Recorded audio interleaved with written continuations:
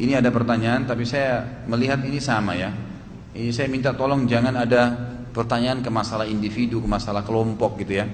Saya bacakan secara umum.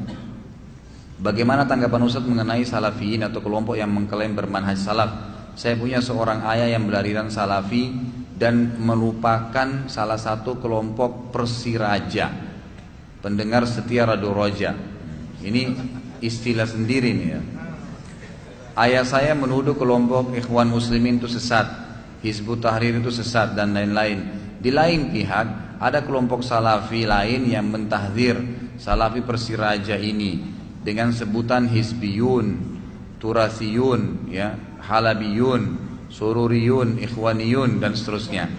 Mengapa terjadi perpecahan sedemikian hebatnya di kalangan ahli sunnah dari kelompok salafi ini dan masing-masing kelompok merasa paling benar sendiri? Pertama sekali begini ikhwah, saya minta dan saya tuntun bagi ikhwah yang belajar yang gitu, fahami dua hal dulu.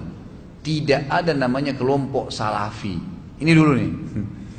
Karena memang tidak ada kelompok, mana ada kelompok salafi itu, dari mana itu? Cuman teman-teman ini selalu kalau ceramah, sama ceramah kita ini sadar begitu kan? Kita lihat kisah para salaful ummah. Salaf ummah ini sahabat. Salaf itu kan orang terdahulu ya, tabi'in. Maka karena seringnya diucapkan salaf dikatakan kelompok salafi. Padahal sebenarnya tidak ada kelompok ini sendiri gitu kan. Nggak pernah ada kelompok salafi sebenarnya gitu.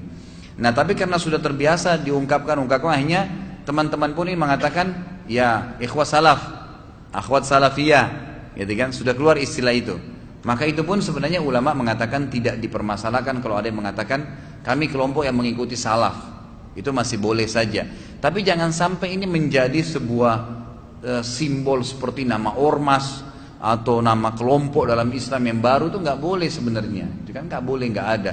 Kita semua sama. Quran kita, Tuhan kita satu Allah, kitab kita satu Quran, Nabi kita, kiai kita satu Muhammad SAW, kiblat kita satu Ka'bah. Sama, gitu kan? Sholat kita sama orang Arab di Jazirah Arab, orang bule di Amerika dengan orang hitam di Afrika, orang Melayu di Asia sama saja. Masuk waktu sama syarat-syaratnya, sama rukun-rukunnya gitu kan. Jadi dalam masalah prinsip dasar tidak ada perselisihan, tapi dalam masalah ya apa namanya cabang ya fara' ya namanya furu'iyah yang hukum-hukumnya sunnah. Seperti Imam Syafi'i mengatakan basmalah dikerasin suara, Imam Ahmad mengatakan basmalah nggak dikerasin suara, kan gitu. Nah ini perselisihan cabang namanya. Ini gak ada masalah. Selisih ini bukan hal yang keluar daripada jalur dalil, karena ini bukan hal prinsip. Bukan seperti mengatakan orang Syiah bilang Quran kurang, kita kiblatnya di Ka'bah, dia kiblatnya kemana, itu lain prinsip. Ya hal-hal yang dasar, yang besar. Tapi kalau hal cabang itu gak ada masalah sebenarnya gitu kan. Kalau saya melihat Allahu a'lam, adanya teman-teman yang muncul ini, Allahu a'lam, ini pendapat saya. Saya melihat karena kurangnya ilmu syar'i, fanatisme belajar agama besar, gitu kan. Kemudian fanatik dengan ustadznya, lalu kemudian begitu ustadznya sampaikan pendapat seperti saya bahasakan tadi. Subhanallah, saya nggak tahu kenapa saya ucapin tadi itu. Ikhwah saya ini di sini bukan saya kena lebih pintar. Kalau antum dengar pendapat lain yang ada punya dalil lebih kuat, saya siap terima.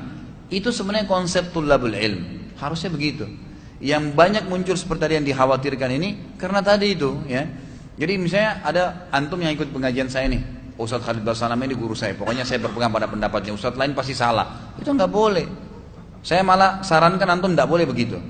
Kalau antum dengar dari Ustadz teman lain dari manapun, teman-teman dari Roja, ya saya mungkin sebagai penasihat di TV Wisol, kemudian ada apalah ya teman-teman yang lain mengajar, selama memang dia punya dalil yang kuat, kita kan diberi akal oleh Allah Subhanahu Wa Taala berpikir.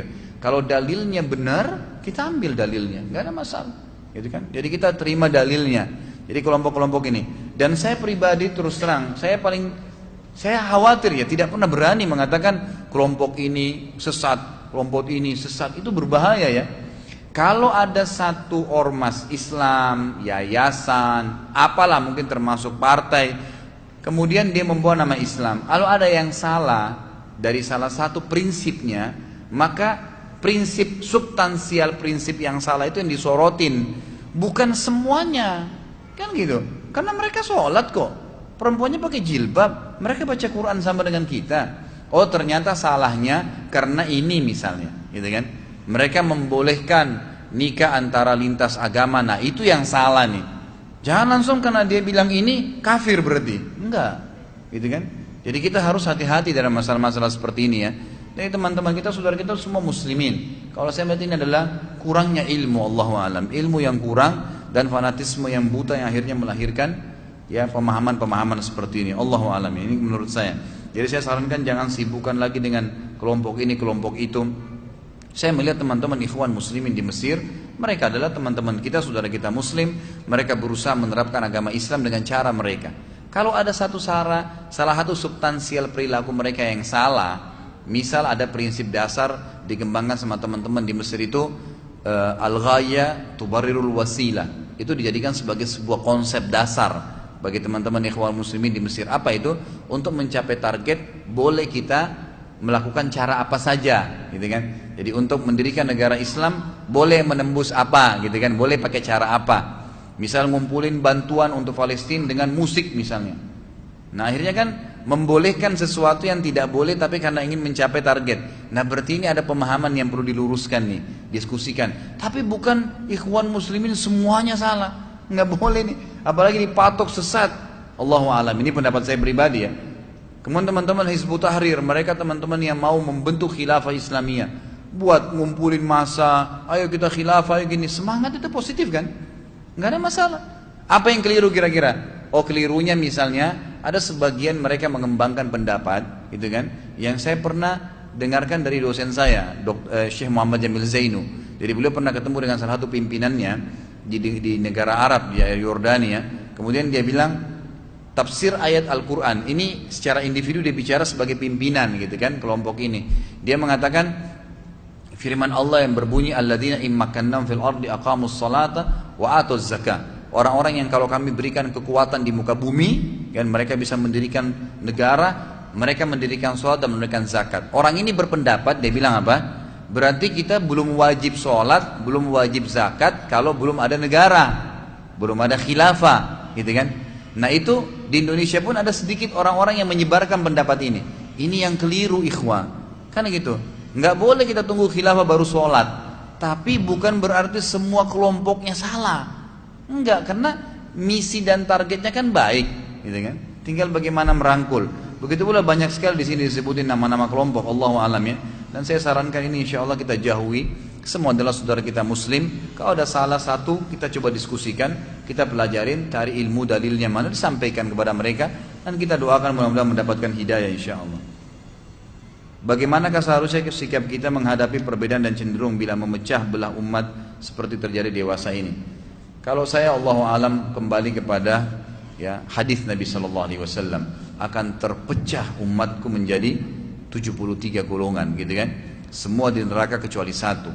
Artinya ada satu yang masuk surga tidak pakai ya lewat neraka dulu, nggak ada pembersihan dosa. Sebagian ulama hadis bilang tanpa hisab. Siapa mereka? Kata para sahabat, kata Nabi SAW, maka ana alaihi wa ashabi. Orang yang ngikutin saya dan ngikutin sahabat-sahabat saya.